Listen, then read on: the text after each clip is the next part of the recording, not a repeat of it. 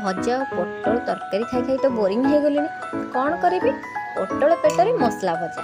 तो पोटल को एमती भल भाव में धोई नहीं धोईकी तार ऊपर चोपा भी चांची देती भीतर को फाड़ करके भीतर मंजी बाहर कर नहीं ता भीतर आम पोटल मसला को देदेबा। पोटल मसला को भल भाव में फुल करके देदेबा। दे सारा कढ़ाई को गरम करनबा। तापर आम कढ़ाई बसई नबा। कढ़ाई गरम हो जाइए ये आम पोटल पकेबा स्टार्ट करवा। पोटल पकईकी मीडियम फ्लेम रे ही भाजबे कहीं पोटलटा पोड़ी न जाओ।